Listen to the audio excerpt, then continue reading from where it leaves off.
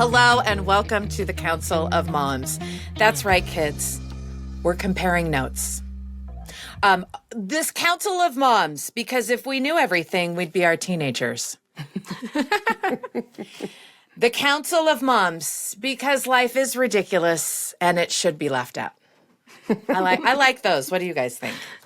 Anything to add about the Council either of laughing Moms? or you're crying. Together. Yeah, Council of Moms. We're laughing and we're crying. One of the two at all times. Yes. It's so true. Well, I'm excited about today's Council of Moms. I have been talking about this one with my producers for a really long time. We get a lot of questions that come around the issue and topics that are specific to blending families. Now, if you thought parenting was hard, try doing it when you're blending two different kinds of families in real time.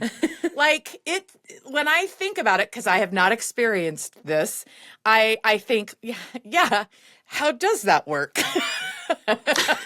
We're asking the same question. Yeah, it doesn't. That's fun to know. Oh, okay, good. So here with us Spoiler today, alert. we've just solved it. Yeah. And so I don't know what else we'll talk about is Thank you for Tammy, joining Brittany, us. and Liz. Thank you. Thank you for being here. I do have a specific question to this. And so what we've done is we've talked to a lot of our audience. We get a lot of feedback. We save them in certain files, right? And so we've put them in the questions that come up the most. And here is one. My husband and I have very different parenting styles, and our kids don't like change. It's putting a strain on our marriage and our relationship with our kids, including the ones we brought to the marriage.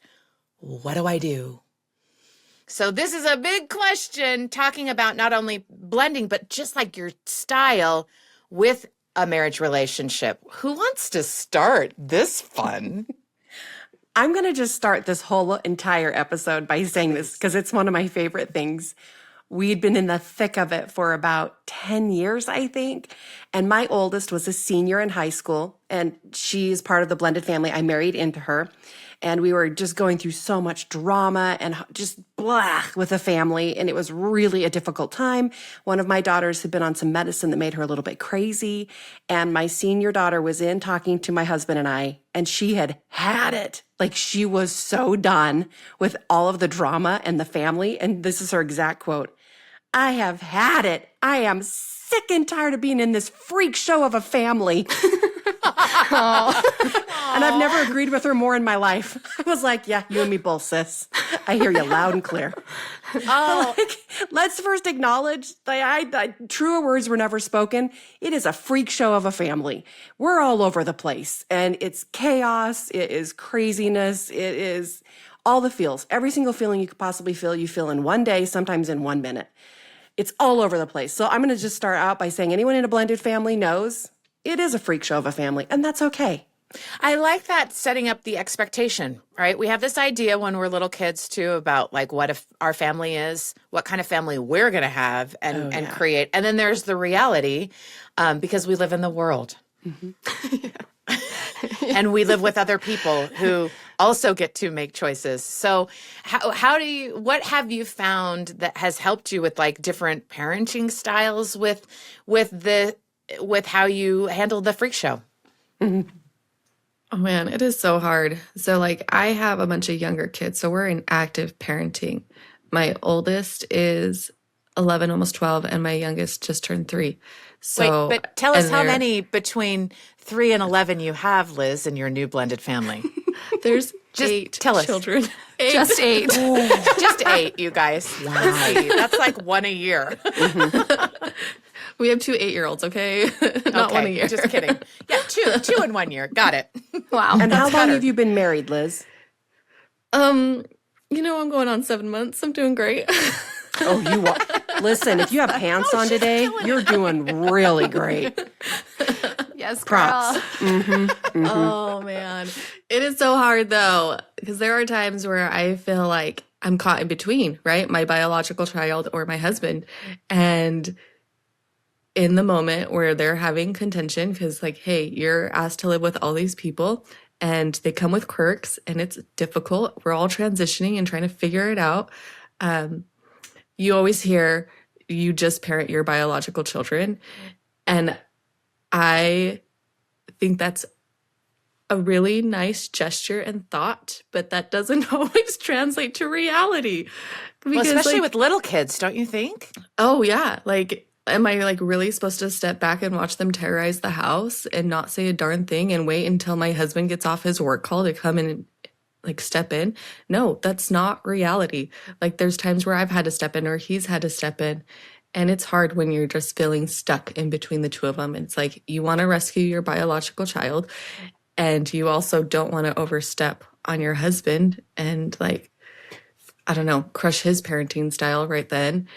So you almost have to like disengage for a minute and then like go soothe both like later. But like step out of the storm for a hot minute and just be like, oh, okay, we're all allowed to make mistakes. Okay, we're going to just see where this falls and then try to pick it up. But it's a lot. That's a It's lot to really juggle. interesting idea that I'm not sure I understand about stepping outside the storm. Can you expand on that a little bit? You have all these like new people that aren't used to each other, right? And they have different ways that they receive criticism or feedback, right? And so you're watching your child that you have history with, that you know that they're not receiving this feedback well, right? And you also see your husband, you know, his perspective, because as a parent, you're like, okay, that makes sense why he thinks this is unreasonable or he's struggling with this. And he's stepping in and you can almost see the storm coming and you're like, do I step in or do I step back and just watch and then try to pick it up afterwards? And it's hard. I can totally relate to that person that wrote that question because I'm like, oh yeah, that's real. That is very real. Yeah. As you're talking, Liz, that takes me back. We've been married for over 10 years now. But when we got married, we had little kids. So my husband's son was 6 and my daughter was 3. We ended up having 2 more kids together. And so, but that first year marriage was a nightmare.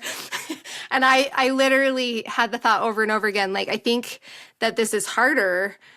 Why did I get remarried? Like, it was easier as a single mom. I wish I could just go back and undo all this, we had very different parenting styles, but I think a big part that was playing into it was that we were bringing trauma from our first marriages also. And so we would get like super defensive if one was correcting the other or just any aspect. Every single one of us, the kids and both of us as parents, very defensive, walls going up left and right, like, oh, you moved my toy, how dare you? Like the silliest, smallest things that were actually big issues on the day-to-day. And it can feel really, really heavy. It took us several years. I would say, like, so on average, it takes blended families 5 to 7 years to feel blended.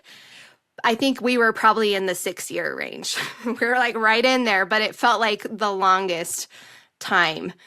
And that's like a marathon. That's not like, can I make it through the first year? I think the first year is probably the hardest, but it's like, can I make it doing this for 5 to 7 years? Right. What do you think that timeline? What accounts for that timeline, do you think? Is there anything that you can see looking back that would have expedited it? Or is it just takes as long as it takes?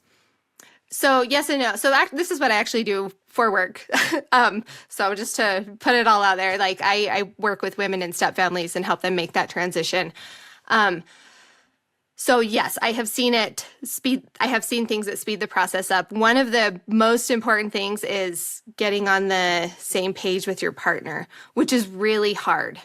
Like, how do we put all of our past things aside, or we get like stuck in my way's the right way, especially as moms. I don't like to admit that, but like, this is what our family should look like. This is how things should run. When we have dinner, we're all sitting at the table. Like, we have these expectations that we may not even be aware of until it's like staring us back in the face, like, and there's clash.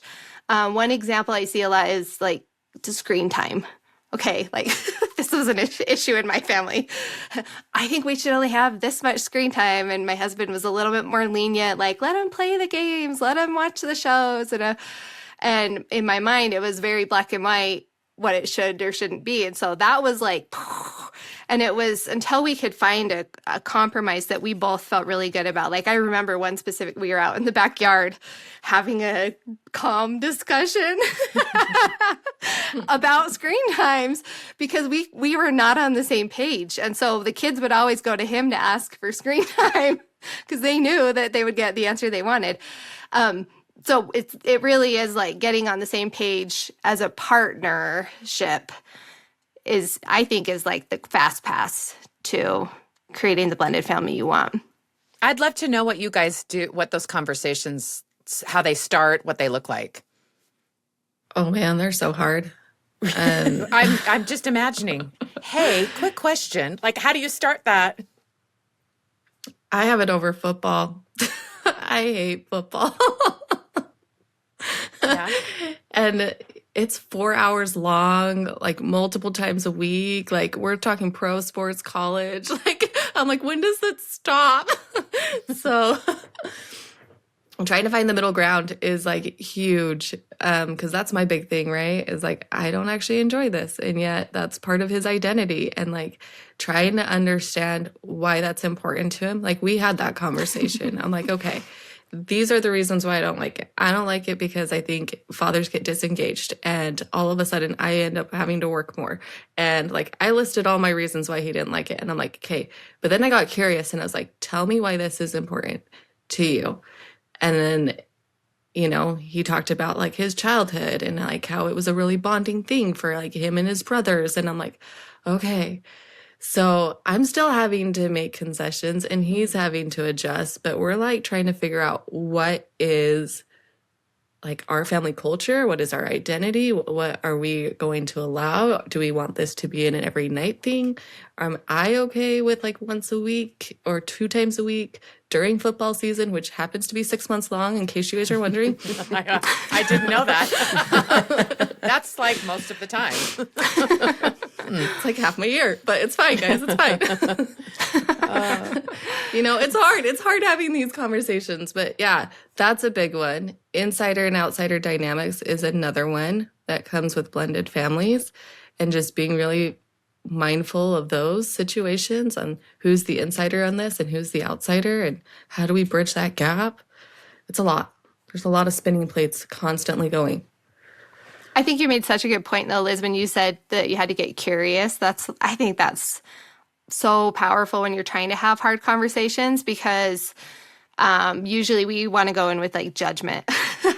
Like, you're stupid. I'm hardcore judging. This way is so stupid. 6 months of football. I know. Okay, come on, settle down.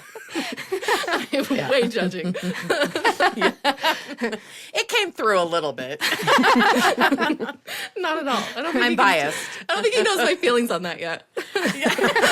Yeah, okay.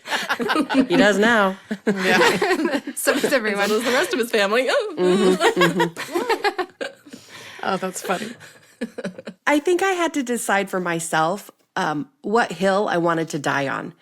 Is this really worth it? And I married into a widower situation. So I was 35, never been married in my whole life. Finally got married. Praise be. I was just thrilled beyond measure. So were my parents.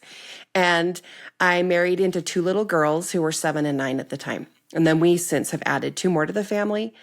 And I just remember I went to a friend after a couple of years of marriage and said, you know, this is hard. I don't know what I'm doing. And she's a therapist by nature.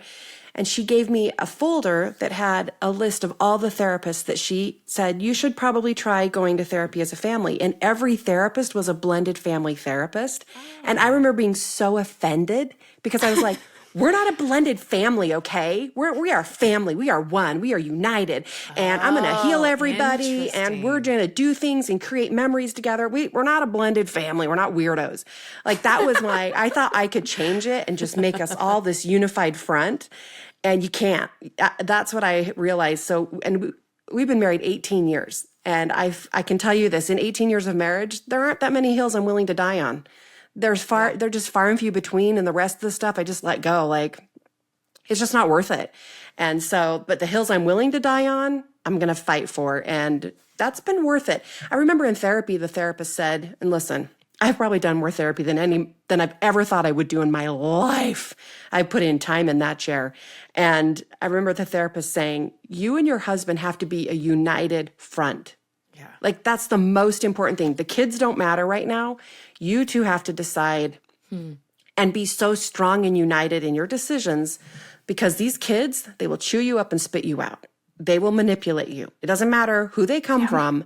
They know how to play the parent. And I think that was the hardest thing for us to do, was just to be a united front and come to an agreement on how we feel about things. Or if one of us made a decision the other one didn't agree with in front of the kids, you support the parent. Yes. You talk about it later in the bedroom if you didn't agree, but you never in front of the kids be like, no, I don't agree with your mom. No, and that's really hard to do. You can work it out in the bedroom later, but those kids have to know, first and foremost, mom and dad are in charge. They're running the household, and they love And each they other, talk. and they love talk you. to each other. Yeah, they talk. They talk to each other. So what has helped you? Can you give me an example of something that you weren't on the same page at that now you are, or that you've come to that sort of compromise? Oh, gosh. What does that look like?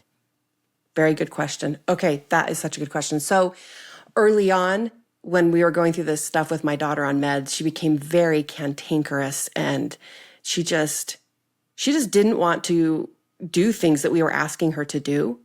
And my therapist said, kids like this who are defiant are like people who love to go to Vegas and gamble, because they keep putting the coin in, and if one coin wins, then that's all they need to keep putting the coins in. And so she said, the minute you give in to this child, she will continue to push. She'll keep putting coins in that slot until she wins again. And so you have to, right out of the get-go, no, your answer is to her, absolutely not. So we had this conversation with my husband saying, we can't give in to her. Like, there's just no way. We have to be so agreeing on this. And there was one incident where he wasn't. He just gave in, and he said yes to her. And I was freaking out, because I'm like, that is not what we've learned in therapy. And so when we got home from the event that she just was like, I'm not doing it.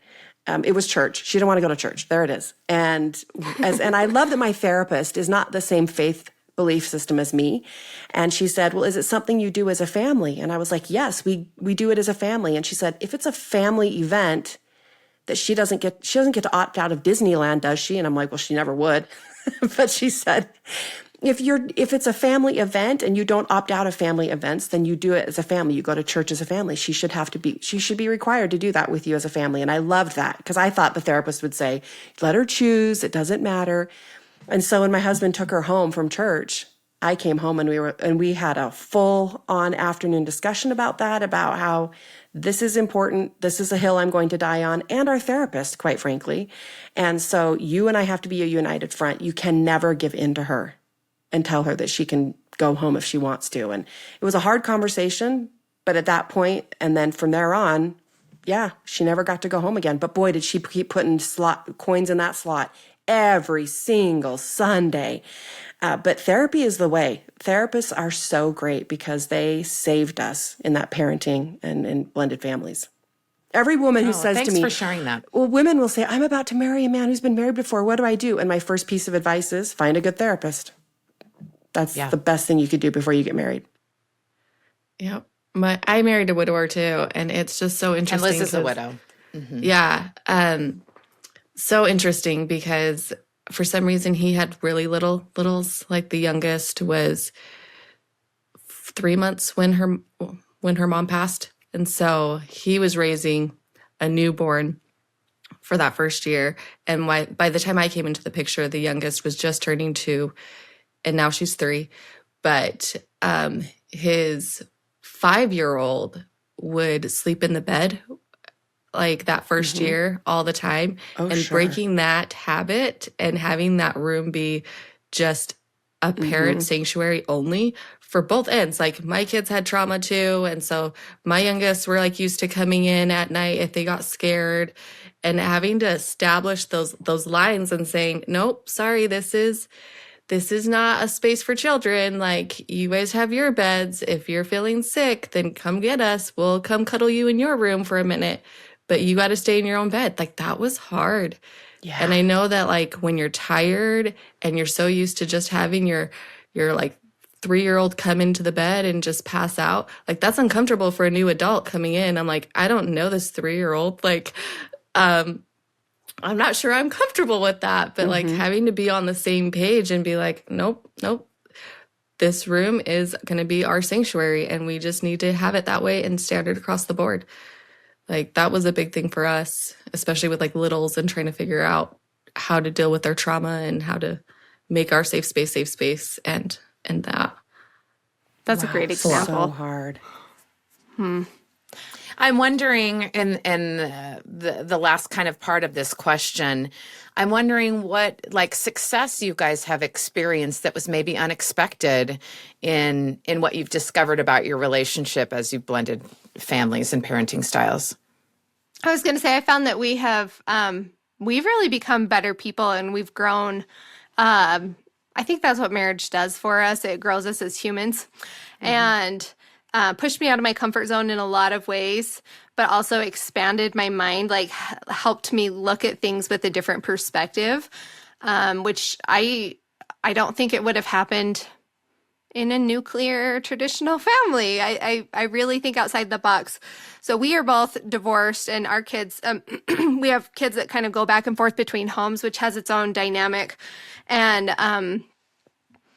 it's hard. It's hard when you're co-parenting with somebody, and then you also have that person that's influencing the child. And that's just another parenting style to add in the mix, right? Like, that's another Right, complication. it is, though. So Yeah. hard. Yeah. And realizing that this was really hard. This took a lot of humility. It like was really hard for me to even say this out loud, but to realize that even that other parent that has very, very different values or makes very different choices than I would make is influencing the child for good as well. And so just because it's different or not the same as I would do, and I would say with my husband too, just because his ways are a little bit different doesn't mean they're bad. It just means they're different. And they're bringing and adding beautiful things to this child's life as well. But it is, I want to add into that we're not, like, we're 10 years into this and we're still a work in progress. We're still trying to be like totally 100%. aligned in a lot of ways. Like, we're way better than we were, but there are still things that I'm like, we've both shifted our parenting styles. And we're learning and we're trying and experimenting things every day. And so I think it's just kind of like, are we willing to learn and grow together, or are we going to be rigid and dig in our heels and like be stubborn in our own way? And if that's how you're going to be, you're not going to make a lot of progress. So true.